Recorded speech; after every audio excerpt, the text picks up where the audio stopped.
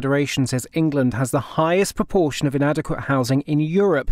The trade body is calling for a relaxation of planning rules to make it easier to build more homes.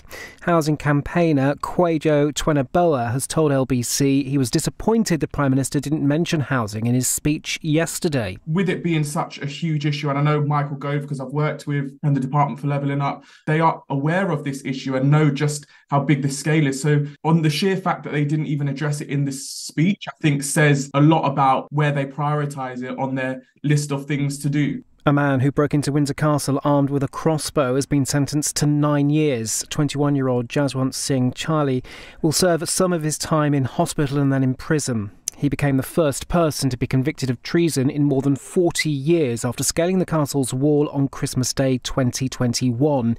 Met Police Commander Dominic Murphy has told LBC he's had been drawing up the plot for a while. He had been planning his intention to kill the Queen over much of 2021.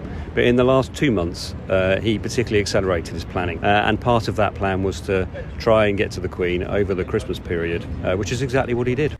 A nurse has been found guilty of ill-treating patients on a hospital ward by giving them sedatives to keep them quiet. 54-year-old Catherine Hudson drugged 2 people at the stroke unit while working shifts at Blackpool Victoria Hospital.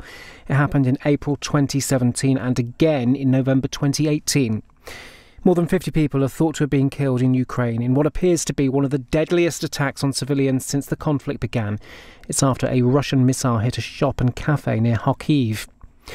More than 3,000 people have been evacuated from their homes in the northeast of Tenerife because of wildfires.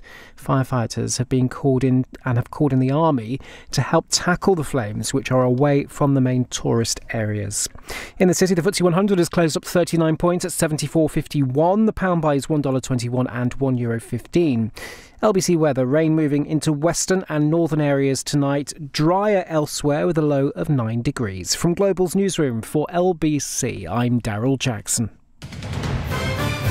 This is LBC from Global, leading Britain's conversation with Iain Dale.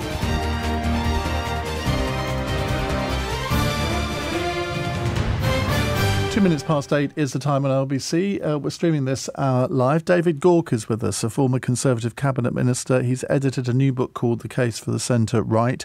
I always remember when doing the Cameron government, during the Theresa May government, whenever there was a political difficulty, he was the man that they would send out on the airwaves. Uncork the Gawk was the cry at Conservative campaign headquarters, I believe. I don't know whether that's apocryphal or not, but I suspect it was actually true. Now, he lost the whip. Boris Johnson took the whip away from him back in those Brexity days in 2019, and therefore he wasn't able to re-stand in his seat as a Conservative at the last election, stood as an independent. And it was 25% of the vote you got. Yep. Something. I mean, which for an independent candidate, I mean that's a pretty amazing result. But let's start, David, and we will be taking your calls to David. By the way, if you want to talk to him about the future of the centre right, the future of the Conservative Party, feel free a little bit later in the hour. Now, you've edited this book, so it's got contributions from the likes of Rory Stewart, Michael Heseltine, Dominic Grieve, Danny Finkelstein, Gavin Barwell, Amber Rudd, Andrew Cooper, Anne Milton, Sam Guimard, Tim Pitt. I mean, people will say this is Remainer central, but it's not quite that, despite the list of contributors. It's not. And look, we do discuss Brexit within it, and there's a chapter from Gavin Barwell, of course, who was Theresa May's chief of staff during the Brexit negotiations. He discusses our relationship with the European Union. Michael Heseltine discusses a range of issues, but including Europe, as you might expect. But it's not just about that. Yes, by and large, I think we probably all voted Remain, but it is a case for a more liberal, internationalist, pragmatic form of centre-right politics that I think has been, frankly, less influential than it was. We have to accept that the direction the party has gone in is a different direction to the one that we would have wanted. But the central argument is that the country would benefit from a revival in that type of centre-right politics, and we want to make the case. Why has the Conservative Party moved so much? Because I remember back in, 2006-ish, the Tea Party started to get control of the Republican Party in the States. And the Republican Party moved away from its, what I would say, centre-right position to become a fundamentalist organisation, or almost a pseudo-religious organisation. Now, that hasn't happened to the Conservative Party in quite the same way. But you can see elements of that happening now, can't you? There are some comparisons. There are differences as well, and I wouldn't want to say that the Conservatives have gone as far as the Republicans have. There isn't a Trump figure. There isn't the sort of evangelical Christianity element to the Conservative Party as exists with the Republicans. But I do think there's been a sort of fairly fundamental change. Andrew Cooper's chapter in there, he's a very distinguished pollster. He brings out some of the international comparisons. And you know, we actually do see this around the world of centre-right parties becoming more right-wing. I think there are a number of factors. Some of it is about, if you like, voters who might traditionally have voted for centre-left parties on economic grounds actually becoming more focused on cultural issues, and they're being quite culturally conservative. So that creates a sort of pool of voters that drags parties in a more culturally conservative direction. I think probably social media has to play a part in this. It sort of reinforces particular views, you know, changing media, Fox News in the US. So I think there are a number of factors here. Undoubtedly, in the UK, the whole Brexit debate did have a big impact. I mean, it did bring to an end, if you like, a generation of sort of centre-right politicians, and David Cameron and George Osborne, their careers came to an end. We then had, you know, a period of turmoil. You mentioned, you know, 2019. You obviously had another sort of generation of centre-right MPs like me, whose career came to an end, and I think that whole sort of Brexit debate did shift our politics along. But it is wider than that. It isn't just about Brexit. But I think that has been a big impact for the UK. But what does it come to when people like you and me are considered to be lefties? Whereas, I mean, traditionally, I think I've always been seen as somebody firmly on the right, the Thatcherite right of the Conservative Party, maybe not so much on social issues, but certainly on economic issues. And I've always thought you and I are probably vaguely similar. Yes, I think that's right. And yes, I think over the past few years on some social issues, I have moved. But it comes to a pretty pass when you look at comments on social media, which, I mean, clearly people don't want people like you and me to be part of the Conservative family. And that, to me, is a really bad... I mean, I couldn't care less whether people want me or not. But if you don't have a Conservative coalition, and I mean a proper coalition of centre-right people, then they're never going to get into power again. I think that's right. I mean, one of the comments that every time I promote this book on Twitter or whatever, the immediate response is someone will say, none of these people are centre-right. You know, none of these. And we're talking about, you know, I mean, I haven't actually calculated how many years of Conservative ministerial experience we've got between us, but Michael Heseltine's got 36, I think, on his own or something, 36 in Parliament. If the centre-right, if the Conservative Party doesn't include people like us, it's a much narrower coalition of support, and it's a narrow coalition of support that is pretty hard to win. I mean, people will say, well, we won in 2019 without the likes of me or Rory Stewart or Michael Heseltine or whatever. But that was against Jeremy Corbyn and the particular circumstances of people wanting to get Brexit done and so on. And I think if you look at the way that public opinion is changing because of demographic reasons, you know, younger people obviously turning 18, older people leaving the electoral register for obvious reasons, I fear that the Conservative Party has gone down an electoral cul-de-sac, you know, essentially trying to base its support on non-graduate voters born before 1955. And I've nothing against non-graduate voters born before 1955, but they are going to be a smaller part of the electorate as we get into the 2030s and 2040s. And that doesn't seem to me to be a sustainable approach. But more importantly, than the prospects for the Conservative Party is I don't think it delivers good government. I don't think it delivers the policies that you need. I don't think it delivers actually some of the politicians that you need to govern a country well, successfully, thoughtfully, strategically. Some people will no doubt say that the collection of people you've got contributing to this book are basically from the mushy centre. And they're the people that kind of caused the problem for the Conservative Party. It wasn't ideological enough. It didn't stick to its convictions. And they're obsessed with Europe. And they're just people of the past. I mean, it'd be quite interesting to do a similar book with a list of new Conservative MPs or maybe sort of younger people from the centre-right to see what different kind of perspectives they had. But I mean, I think each of the individuals you've got contributing have lots of interesting things to say, but I wonder whether people will see it as a bit of a few barkings from the past. Well, I suppose a couple of points on that. I mean, although I think you're making the case for Volume 2.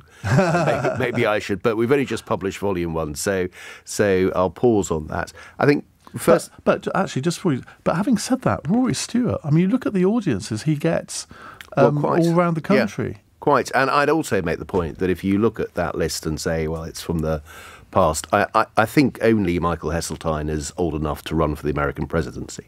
I mean, most of us, I think, are at least 10 years younger than Keir Starmer, who is likely to become Prime Minister at some point next year, if the polls are to be believed. So I think on the fact that there is a bit of experience there, and by and large, these are names who are going to be familiar to people who follow politics quite closely. I do think is no bad thing. But your point about the mushy centre, there's a brilliant essay in there by Danny Finkelstein, who sort of asked the question as what is the centre, if you like. And I think it is important that it's not just about sort of splitting the difference. You take a left-wing view, you take a right-wing view and put something in between. It is partly about how you go about dealing with difficult issues, recognising that we are in a world of imperfect solutions, that you are dealing with trade-offs, you're having to make compromises, and it's a question of the balance of arguments. It's about weighting them and doing that in an appropriate way. And just that sort of, how do you solve a problem? Let's think this through in a way. Now, you can come to different conclusions, and he then distinguishes between the sort of centre-right and the centre-left, arguing that the centre-right is perhaps by temperament more cautious, more sceptical about big utopian ideas, more aware of the risks of change versus the centre-left, who are perhaps prepared to be bolder, take greater risks, more inclined to believe that things will work out for the best. And I think that's not a bad framework to think about this. But I really don't think it is just about positioning somewhere in a kind of soggy middle that satisfies no one. It's about recognising that we live in a world of trade-offs, and you've just got to kind of work your way through that. But I think there's a distinctly centre-right angle to this, which is different. Why I don't think this is something someone from the Liberal Democrats or the sort of Blairite wing of the Labour Party, I suspect, would find plenty they agree with in there, and I very much hope that they will read the book. But I think they'll find bits in there that go, well, actually, that's kind of not where we are. I think it is distinctly centre-right. When did the Conservative Party start becoming so ideological? It's in a way it's developed over quite a long time. I write a little bit about the history of this, and you can trace some of the strands back to sort of Margaret Thatcher's time. Now, actually, I think there's a lot to admire with Margaret Thatcher, and I think fundamentally what she tried to do is different to where the Conservative Party has got to in recent years, because I think she essentially had an economic project, and I fear the Conservatives have been less focused on economics in recent years than they should be. It undoubtedly, the process built up over time, the sort of growth of very strong Euroscepticism that fed through into the Brexit debate. And then I think particularly that period after the referendum, where, again, in a kind of, I think some people didn't really wrestle with the trade-offs, didn't recognise what some of the problems were, particularly over Northern Ireland, and how difficult extracting ourselves from the European Union was going to be. And I think that at that point, the Conservative Party got into a tendency of wishful thinking, of ignoring evidence, of just asserting positions that didn't stand up. And I think some people, Boris Johnson notably, exploited that. And so I think that period after the 2016 referendum is where the Conservative Party, I think, quite seriously lost its way. You could make an argument, I'm not saying this is my view, but you could make an argument that the Conservative Party of old, and I'm talking about pre-1979, would never have got itself into this position because it was effectively still being run by the upper classes. And that the hoi polloi they were tolerated, but they didn't have any real influence in the party. The only influence they might have had is in the candidate selections in some seats. But in terms of policy making, you'd have the odd ranter at Conservative Party conference each year, and that was about it. Whereas since Margaret Thatcher's time, the party has democratised, and particularly with William Hague's reforms about how to elect the leader, giving the members the final say. I think that was actually one of the most crucial things that has kind of led us to where we are now. It certainly led to Liz Truss becoming leader. Yes, I think, I'm not sure I'd quite put it in the sort of class terms that you did, but I do think the increase in party democracy, and as you say, William Hague's reforms that meant that the party membership got a vote. You could see why he did that at the time. This was a time when there were already, 164 Conservative 166, MPs. I think. 166. Well, you would be the expert on. I was unduly pessimistic, but there wasn't one in Scotland. There wasn't one in Wales. There was only a handful in London. Very few in the north of England overall. So you could see why the changes were made then. But I do think that is a mistake, and I do think the Conservative Party needs to return to the MPs choosing. The MPs know the candidates best. They work with them. They have an understanding of them, and also members of Parliament do go out and campaign. They have a sense of the wider electorate. They know who they need to persuade to vote for them. It's a difficult message to sell to people, though, isn't it? Taking away a vote from people. Yeah, really difficult. But I think the Conservative Party is stuck. And look, what worries me, Ian, about the future of the Conservative Party, obviously we're advocating a particular, going in a particular direction, but I'm not that confident that at least in the short term we will prevail. I think we've got to try, and I hope lots of people will buy the book and be persuaded by the arguments within it. But the likelihood is that if the Conservatives lose the next election, another leadership race, the candidates will have an eye on the membership. They will want to appeal to those members. MPs very often feel obliged to put the most popular candidates with the membership through to the membership, and that we have a repeat, if you like, of the summer of last year, and a Liz Truss equivalent wins, and of course called Suella. Well, it could be. My sense is there's lots of MPs who say we must do everything possible to stop her, but we don't know which MPs are going to be left in the party after the general election. And, you look at the audience that was there for Suella at the party conference in Manchester. Actually, it was a well-delivered speech, went down very well. I obviously disagree with, pretty well all of it, but you could see that she appeals to a particular part of the electorate. I think it would be almost certainly an electoral disaster. You never quite know. Jeremy Corbyn wasn't as much of a disaster first time round as we all thought he'd be. But I think that is, really taking the party in the wrong direction. Apparently, I was in the hall for that one. There was a journalist, which I didn't know, who's sitting behind me, who described me as stony-faced throughout the whole thing. And I didn't clap, and I didn't take part in the standing ovation. I was there as a broadcaster, not as a party member, which I'm not. But I did find that quite funny. I was thinking, thank God I was stony-faced. More from David Gauke in just a moment. His book is called The Case for the Centre-Right. He's edited it. It's got a fairly sort of well-known lineup: Michael Heseltine, Rory Stewart, Danny Finkelstein, Gavin Barwell, Amber Rudd, etc. Right, we'll take some calls in a moment as well, because I'm sure you've got some questions for David about his particular brand of conservatism. Can the Conservative Party get back to I was going to say the radical centre, because there is nothing wrong with being radical. Margaret Thatcher was radical. David Cameron, in his way, I think, was a radical. And I think his reappearance in the political debate on HS2 this week has been quite interesting, because he's been fairly silent over the last few years. Yet I still think of all of the different Conservative Prime Ministers since 2010, to my mind, he's undoubtedly the best one. You may want to disagree. It's 8:20. You may not know the name, but you will know the music.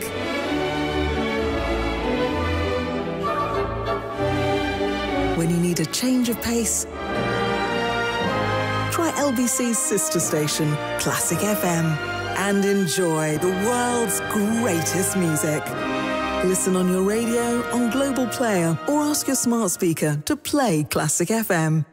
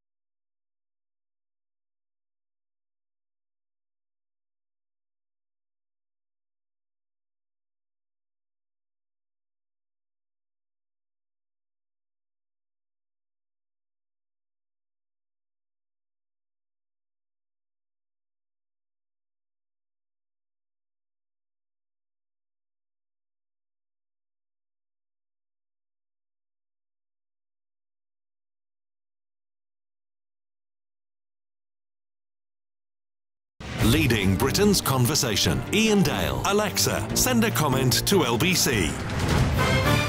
823 0345 6060 973 if you'd like to put a question to David Gauke, the former Cabinet Minister, who has edited a book called The Case for the Centre-Right. Let's just talk about one or two of the issues that came up at the conference. I mean, HS2, where are you on that?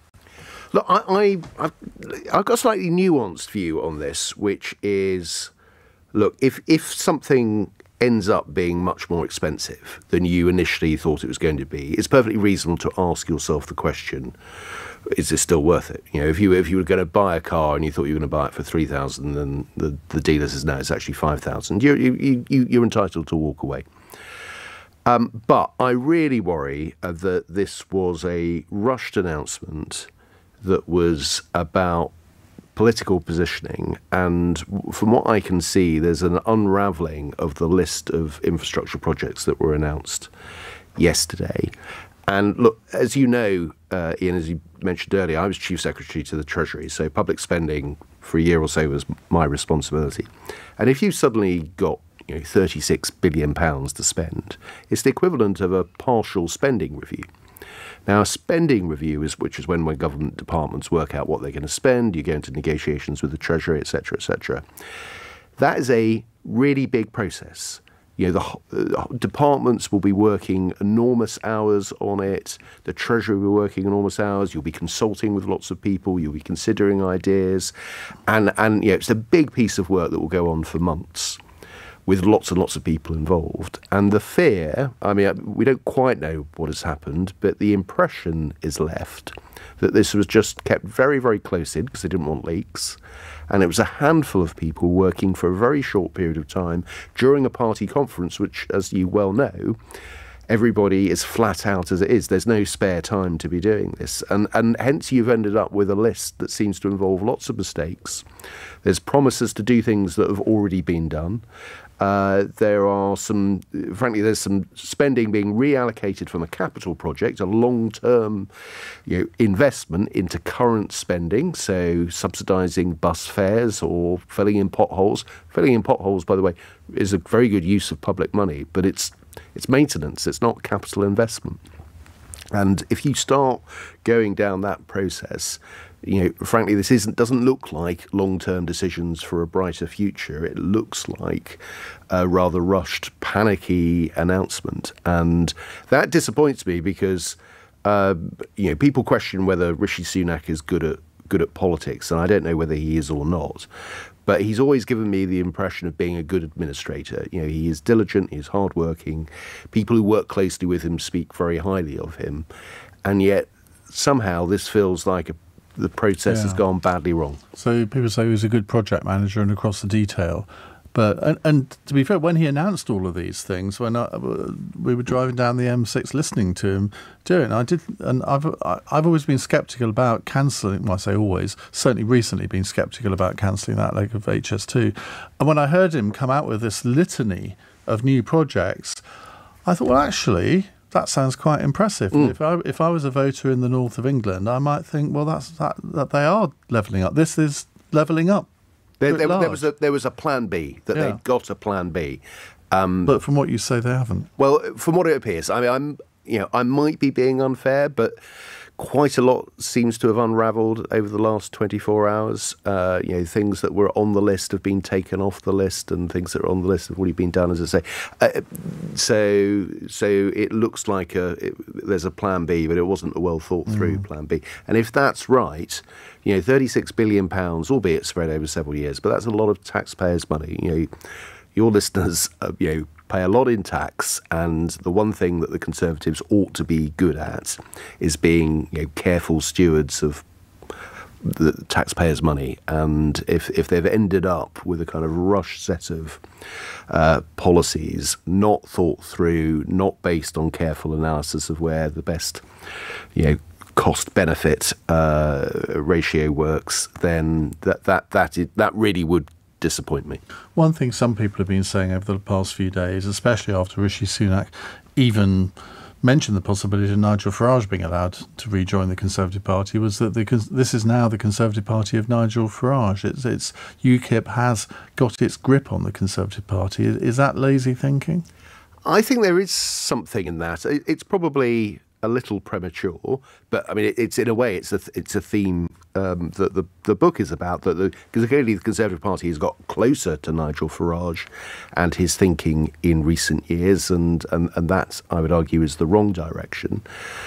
But yes, I was struck by, perhaps Rishi Sunak was a little bit blindsided by the question about whether he'd let Nigel Farage join the Conservative Party. But I tell you what, if the Conservatives lose the next election and there is a leadership race, all the candidates are going to be asked that question.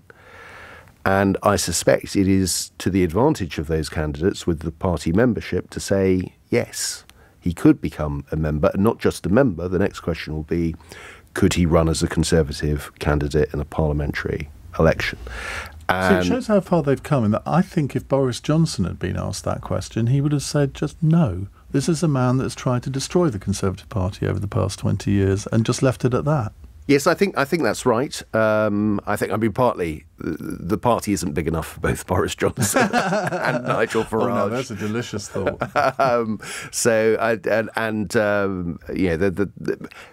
For all his faults, Boris Johnson is not lacking in sort of animal cunning, and I think he would know that Nigel Farage and his party would be a big problem for him. But I think he would be a big problem for any party leader. But yes, I think it's one to watch.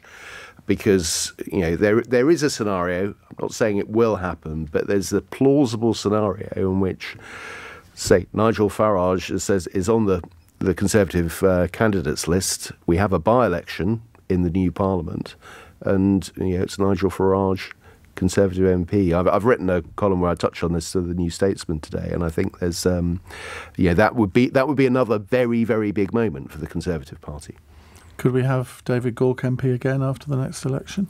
I would very much doubt it. I don't particularly see the route back for me, at least at the moment. I feel politically homeless. I mean, I haven't rejoined the Conservative Party as a member. That route isn't. But I can tell the virus is still there.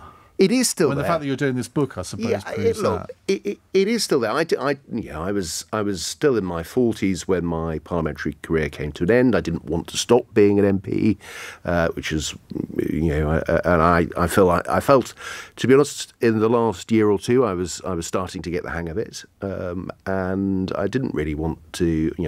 I was very fortunate. I was a minister for 9 years.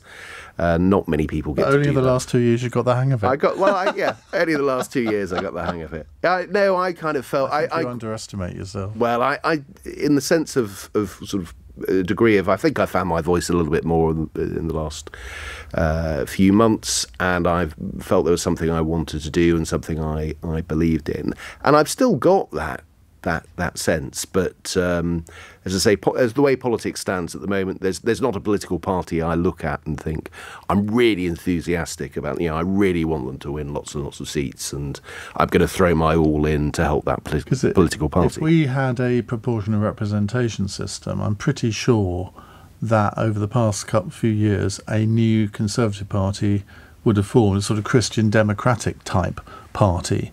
But we don't have that system, so it hasn't and probably never will. We don't. I think, look, you're right to say if we had PR, I think the situation would be very different, because I do think currently there is a big gap there. I don't think the Liberal Democrats, in all honesty, are filling that gap. But essentially, I mean, I think it would probably be at its strongest in the home counties, in areas where I live and used to represent, but of people who are moderately economically conservative and moderately socially liberal, outward-looking in their outlook. And I don't think those people are really represented by any of the political parties at the moment. German FDP-style party. Yeah.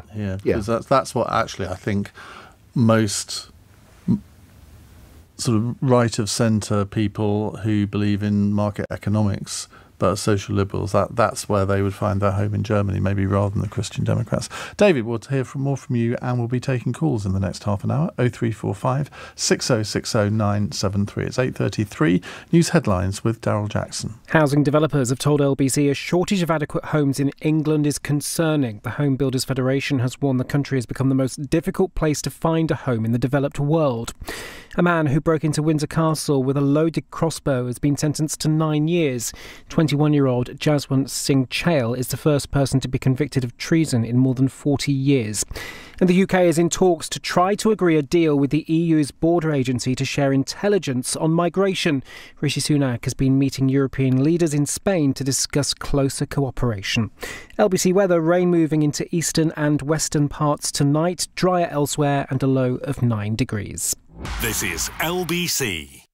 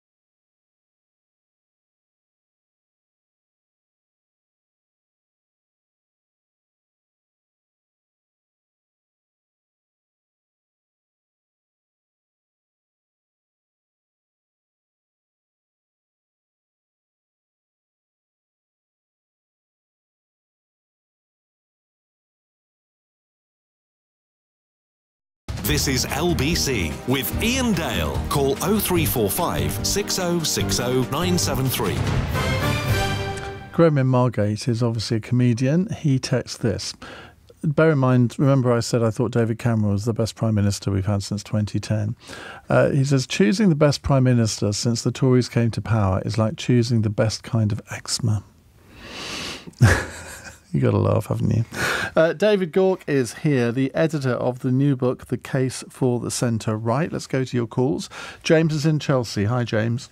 Hi, good evening, Ian. Good evening, David. My question is, and it's sort of something that's very close to my heart because I've been there, I've suffered it myself, but the more and more people that come over and get put up in hotels at the cost of the taxpayers, £8 million, I think a week it now costs, and we have 15,000 people of our own people from our own country that sleep on the streets every night. And I used to be one of these people. And I don't know, I just find it so frustrating that we're willing to help people come over from France to here, but we're not willing to take care of our own people. And I have a little saying in my life, if I cannot look after myself, I cannot look after anybody. I cannot look after anybody else. If I can't take care of myself, I can't take care of anybody else.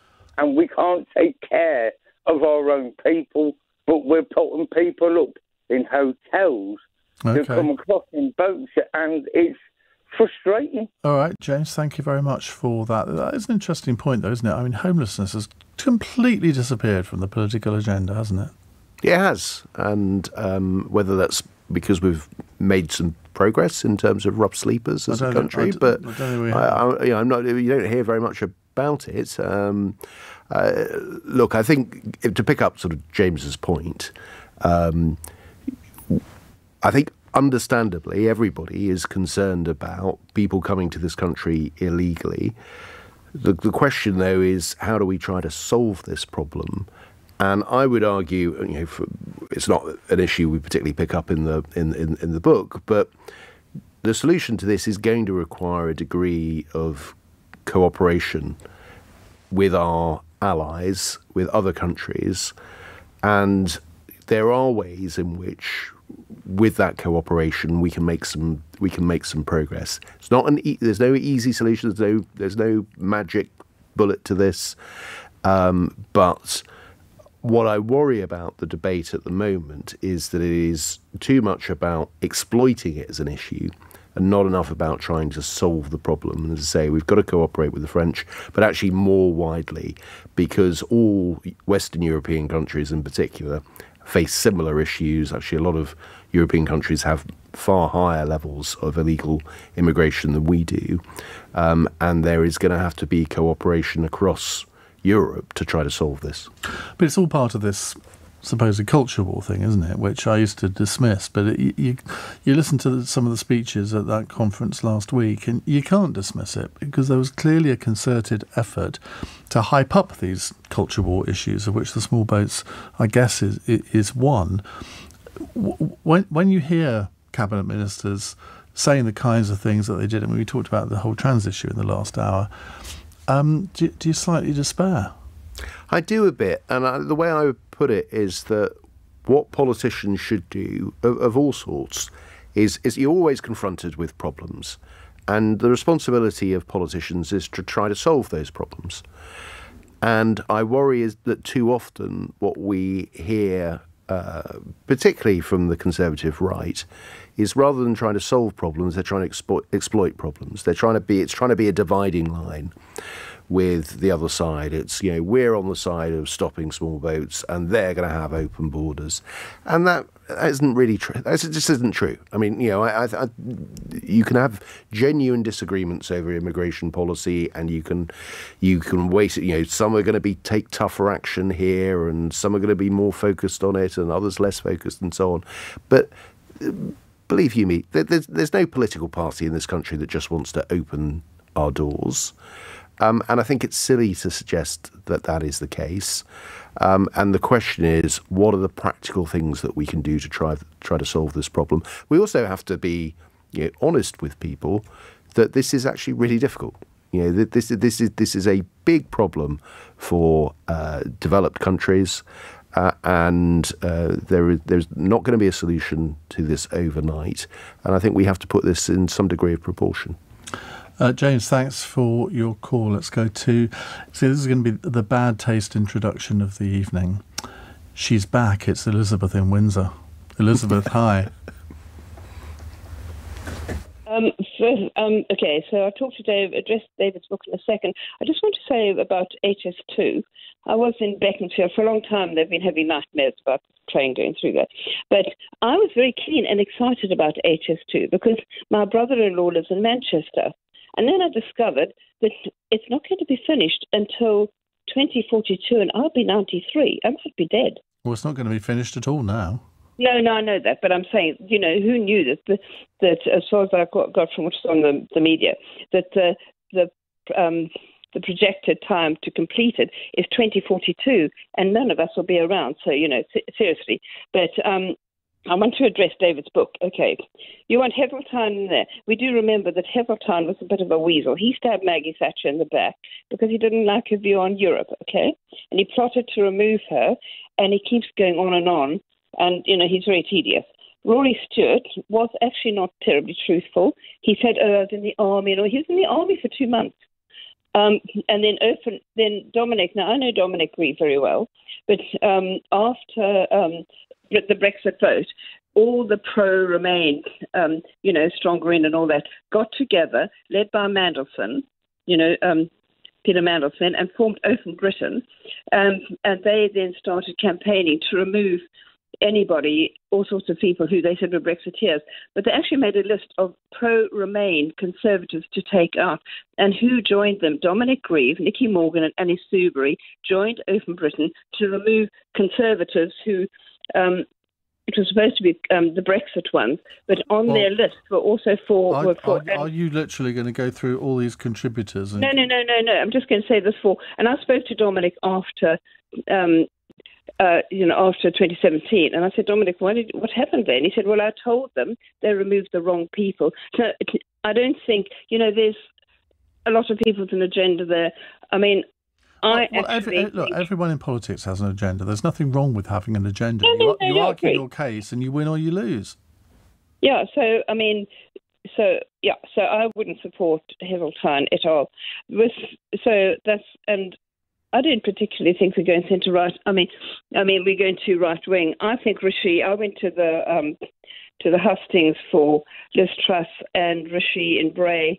And I didn't find Liz Truss particularly inspiring. And actually, look what she did, for heaven's sake.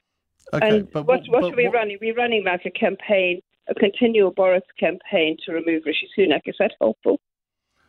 Well, probably not. But in terms of the subject of David's book, The Case for the Centre-Right, do you think the centre-right has lost the argument? Do you think that the future, actually, for the Conservative Party is to go in the direction that they're going in at the moment? Well, I haven't read his book, so I don't really know what he means by centre-right, because I don't find anything particularly concerning about where they are, actually. And, I mean, I do have a problem having a grandchild who's now 7, being forced to sit through sex ed lessons where the parents no longer can remove their children and no longer can know what they're being taught either. And some of the... And that's really the top of your agenda, is it? No, it does matter, actually, for children if they are being, told there are 100 genders. And it's scientific. I mean, we're scientists. 7-year-olds are not being taught that. No, I think they are. No, well, you say you think they are. You don't know that they are. Well, I know that they're not, because 7-year-olds are talked about relationships, not sex. Well, I spoke to Teresa before it went through, but so there is enough data. You'd have to go and look at it. Slightly losing the will to live. I'm sorry, Elizabeth. Thank you very much. David, do you have any comment on all of that? Well, possibly Elizabeth isn't our target audience, but I hope if she reads it, she'll be persuaded. And it's very cheap, isn't it? It's very cheap. It's not going to cost Elizabeth an arm and a leg. Was it $12.99? I think that's it. Yeah, I think you can get it for under £13. Well, can't get much more of a bargain than that, can you? Right, more calls for 11 essays. 0345. £1 an essay. Yeah. 0345 6060 973 if you'd like to have a chat to David Gauke before 9 o'clock. And then we're going to talk about Kevin Keegan and his views on lady football pundits. His words, not mine. I hasten to add, it's 8:46. LBC.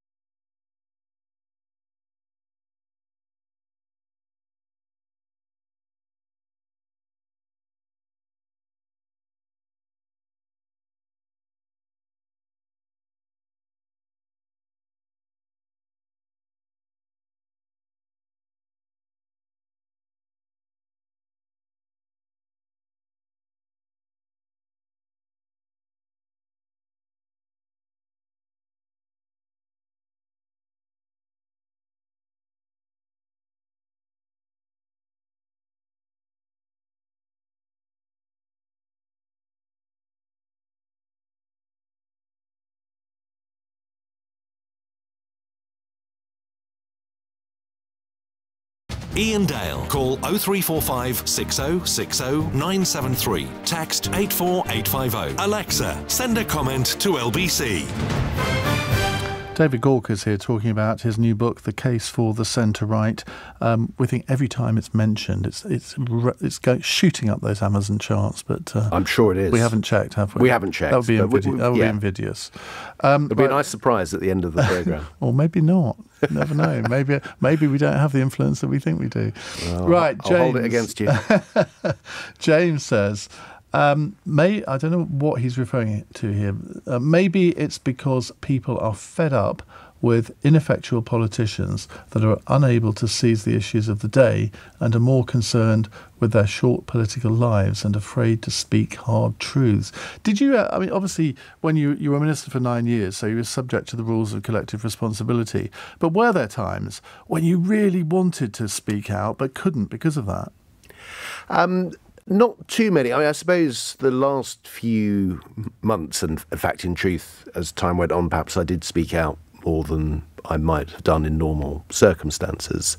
But with the Brexit debate, there were times where you felt frustrated that you couldn't quite say what you wanted, and there was times one felt there was some nonsense being said by parliamentary colleagues, and you wanted to go out and counter that. But look, one of the challenges, and this is where I have some sympathy with those who are sort of still in there, is that if you are part of a government, you do have collective responsibility, and you can't just go out there and if someone asks you why did your colleague say this, and you can't just say, well, I'd no idea, that's a ridiculous thing to have said.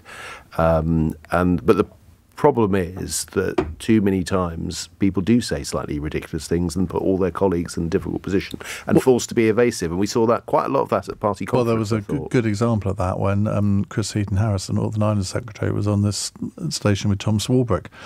And Tom said, now, Claire Coutinho said Labour's promised a tax on meat.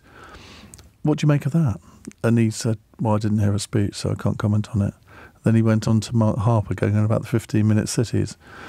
I didn't hear what Mark Harper said, so I can't comment. And it was kind of excruciating in some ways. But, I mean, he did it quite deftly, I thought, actually. But you don't want to be in that position, do you? You don't want to be in that position, and it's, it's probably as good an answer as you can give. But if you're the audience, you're listening to that and thinking, that's really frustrating, why can't you just give a straight answer? And, I felt particularly over the whole Partygate stuff, some of the excruciating interviews that ministers had to do. You were involved, I think, in a few of them.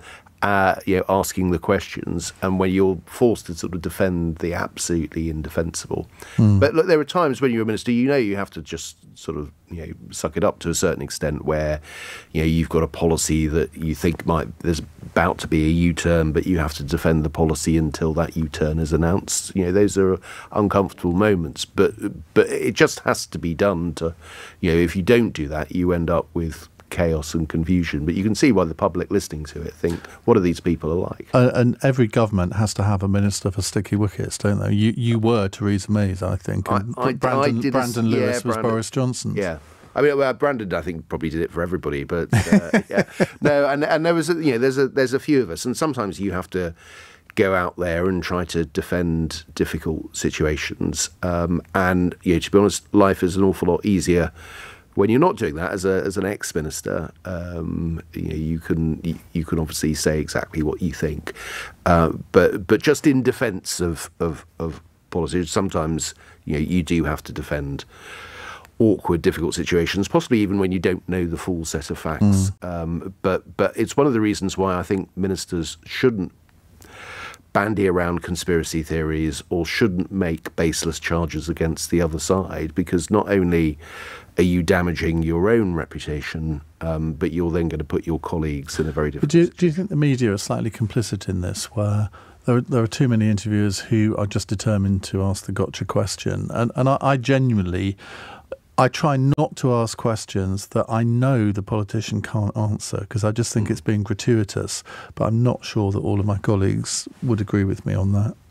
Yeah, it's a difficult balancing act, isn't it? Because there are times where people, should be held to account. So I listened to Victoria Derbyshire's interview with Michelle Donnellan the other day, where she really was very, on Newsnight, very tough with her and said, no, I'm not letting you kind of just talk your way out of this. What about these particular points, the examples that you've mentioned, Ian?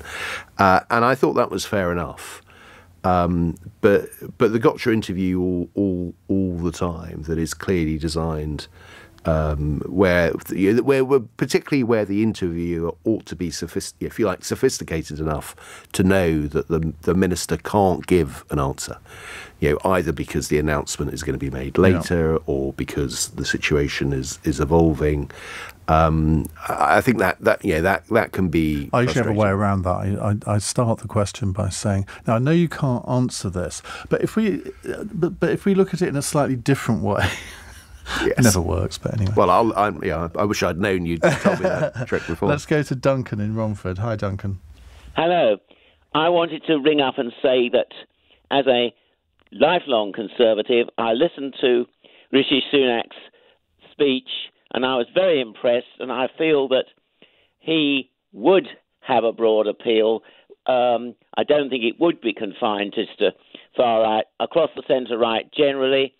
And I was impressed by the fact that he had detailed information about the things he was proposing to do instead of HS2. And so I think that I feel that the future for the Conservative Party is more promising than Mr. Gauke seems to think. Can I just say that? Look, this is certainly not an attack on Rishi Sunak. And in fact, I think Rishi Sunak has much better appeal to some of the voters I was talking about earlier than either Liz Truss or Boris Johnson.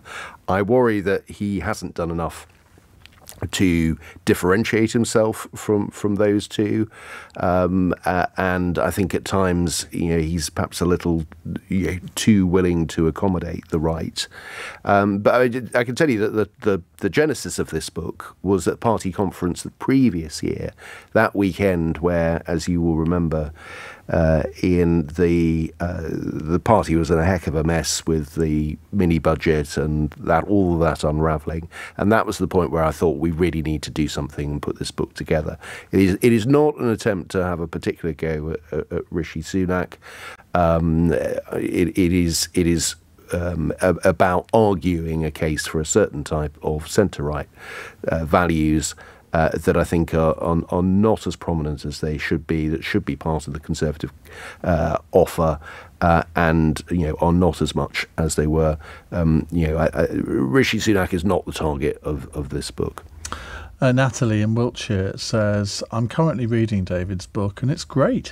If Labour get into power with the Lib Dems at the next election, surely electoral reform is on the cards. In that case, does David think there is a future for the broad coalition Conservative Party, or will it split? Well, we sort of kind of covered that a few minutes ago, didn't we? Well, first of all, thank you, Natalie, for that, and very grateful for your endorsement for the book. Look, I think under PR, a political party that includes, say, Nigel Farage or Suella Braverman and quite a lot of the people in this book, I don't think sit very comfortably. So, yes, I think the Conservative Party probably would split in those circumstances. Okay. John in Newton-le-Willows has sent an Alexa message. Ian, I used to be a Conservative, but I would not vote for any of the recent incarnations. I've always considered you a compassionate Conservative, so that makes you a centrist, I suppose. Eddie says, how many of the centre-right Tory members will not vote Tory in the next election? Well, you see, I think that's a key question, because if the Conservative vote stays at home, most tribal Conservatives are not going to go and vote Labour. Yes, I agree. But they may stay at home, and it might. I mean, in some seats that will be enough. Yeah, it will be, and it'll be hard to get them out. Some will go to the Liberal Democrats, as I say. I don't think the other parties are putting in a really persuasive case for them. I think, this might stir a bit of controversy. I think if the Labour Party was led by Tony Blair, I think he would have a bigger appeal to those voters than Keir Starmer does. But certainly Keir Starmer, I don't think, frightens those voters in anything like the way that Jeremy Corbyn did. This country, England, needs a totally new political agenda, a new party with bold leaders, not the vacuous NIMBYs we are saddled with. Somebody else says, David Cameron, the best Conservative Prime Minister since 2010, only if you're ignoring the fact that he delivered the country to the disaster that is Brexit. And lots of people saying nice things about the book. Excellent. Not that they've read it, but they like what you've said. Well, they'd be even nicer if they read it. I recommend it. It's available. And Caroline says the world is moving to the centre-left, not the centre-right. We could have another hour's debate on that. I'm not so sure that's right. It may be the case in some countries, because basically in every single country, politics is cyclical. Things always shift from the left to the right and then back again at some point. David, thank you very much indeed. Thank you. It's been a pleasure talking to you for the last hour. Reminder, his book is called The Case for the Centre-Right. It's published by Polity Press in paperback at something like £1 an essay. So go out and buy it. Now, thank you for that. Let's move on in the next hour. Kevin Keegan is called a 1970s icon for a reason, so says the headline here in the Daily Mail, as he faces furious backlash for saying he has a problem with female pundits talking about the men's game. I have views on this. Kevin Keegan is one of my absolute sporting heroes. I love him to bits. I think he's always got something interesting to say, and he's entitled to his opinion. Now, just because some people think that what he said is sort of not really right in 2023, that doesn't mean to say he should be cancelled, does it?